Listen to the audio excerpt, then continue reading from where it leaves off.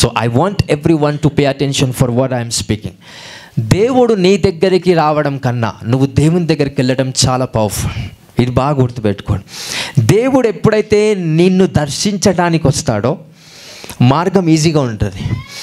నువ్వు ఎప్పుడైతే దేవుణ్ణి దర్శిస్తావో మార్గం అంత ఈజీగా ఉండదు, చాలా చాలా చాలా హార్డ్గా ఉంటుంది. సో దేవుడు ఎప్పుడైతే నీ దగ్గరకు వస్తాడో నీ లెవెల్లో వస్తాడు. ఎంతమందికి అర్థమవుతుంది ఈ వాక్యం? సో దేవుడు నీ దగ్గరకు వచ్చినప్పుడు నీ సామర్థ్యాన్ని బట్టి నీ దగ్గరకు వస్తాడు, నీ మనస్సును బట్టి నీ దగ్గరకు వస్తాడు, నీ లెవెల్స్ని బట్టి నీ దగ్గరకు వస్తాడు. కానీ నువ్వు దేవుని దగ్గరికి వెళ్ళాలంటే ఆయన సామర్థ్యాన్ని బట్టి నువ్వు వెళ్ళాలి. నువ్వు దేవుని దగ్గరికి వెళ్ళాలంటే, దేవుని దర్శించాలంటే ఆయన అభిషేకిస్తే తప్ప నువ్వు వెళ్ళలేవంట. సో ఇప్పుడు వీళ్ళు ఏం చేస్తున్నారు? యేసు ప్రభు పక్షవాయువు కలిగిన వాడి దగ్గరకు వస్తున్నాడా?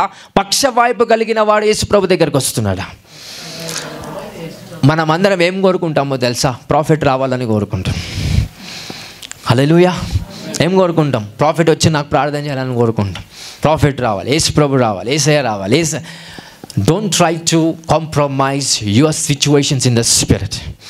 యేసుక్రీస్తు ప్రభు నీ దగ్గరికి రావాలంటే వస్తాడు, కానీ ఎవరి లెవెల్ని ఆధారం చేసుకొని వస్తాడు? నీ లెవెల్లో ఆధారం చేసుకొని వస్తాడు. బట్ నేను యేసయ్య దగ్గరికి వెళ్ళాలంటే ఆయన శక్తిని బట్టి మాత్రమే వెళ్ళగలుగుతామండి. ఈరోజు దేవుడు నన్ను దర్శించాడు అనే దానికన్నా నేను దేవుని దర్శించబోతున్నాను అనే దాంట్లో ఉన్న శక్తి మీరు చూచుదురుగాక, ఆ అనుభవంలోకి మీరు వెళ్ళుదురుగాక. హల్లెలూయా, హల్లెలూయా. దేవుని దూత మీ దగ్గరికి ఈజీగా రాగలుగుతుంది. దేవుని యొక్క శక్తి ప్రభావాలు మీ దగ్గరికి ఈజీగా రాగలుగుతాయి.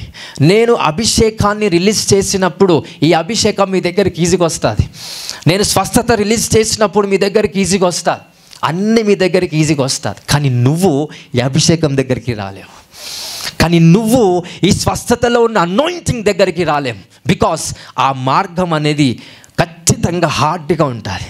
అందుకే యేసుప్రభు అంటాడు, నా మార్గం అనేది ఇరుకు మార్గము, విశాలమైన మార్గము నాది కాదు. కానీ నేను నిన్ను దర్శించాలంటే అదే విశాలమైన మార్గాన్ని ఎన్నుకొని వస్తా. కానీ నువ్వు నా దగ్గరికి రావాలంటే ఇరుకు మార్గంలోనే ఖచ్చితంగా రావాలా. ఆ ఇరుకు మార్గంలో వస్తున్నప్పుడు ఓపిక కావాలా.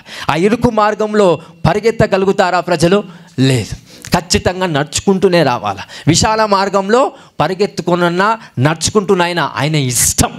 సో పరిగెత్తేవాడు ఎక్కడైనా పడిపోతాడేమో, కానీ స్లోగా ప్రతీది నిదానించి ఓపికతో ఎప్పుడైతే దేవుని మార్గాన్ని, దేవుని ఒక వాక్యాన్ని, దేవుని ఒక కట్టడలను చూస్తూ మెల్లిగా ముందుకెళ్తారో వాళ్ళు మాత్రమే స్థిరపరచబడగలుగుతారండి. ఈరోజు ప్రతి ఒక్కరు యేసుక్రీస్తు రక్తములో, యేసుక్రీస్తు పరిశుద్ధాత్మలో మీరందరూ స్థిరపరచబడుదురుగాక. హల్లెలూయా, హల్లెలూయా. ఎంతమందికి అర్థమవుతుంది? నన్ను దర్శించు యేసయ్యా అనే దానికన్నా నేను దర్శిస్తాను బై హిస్ పవర్. నువ్వు ఇచ్చే అనాయింటింగ్ ద్వారా నేను దర్శిస్తాను యేసయ్య. దూతలు యాకోబుని దర్శించాయి, దూతలు అబ్రహామును దర్శించాయి. హల్లెలూయా. దూతలు రకరకాల విషయాల్లో ఎంతోమంది మనుషులను దర్శించాయి, కలిసాయి, మాట్లాడాయి. కానీ మనిషి దేవుని కలవాలంటే కష్టంతో కలిశాడు. మనిషి దేవుని దూతను అయినంతటా ఆయన కలవాలంటే ఆ మార్గం ఇరుకు మార్గముగా ఉందండి. ఈరోజు ఎంతమంది అయితే కమిట్మెంట్ తీసుకుంటారో ఖచ్చితంగా 2025 ఇయర్ అనేది మీ పేరే రాయబడుతుందండి.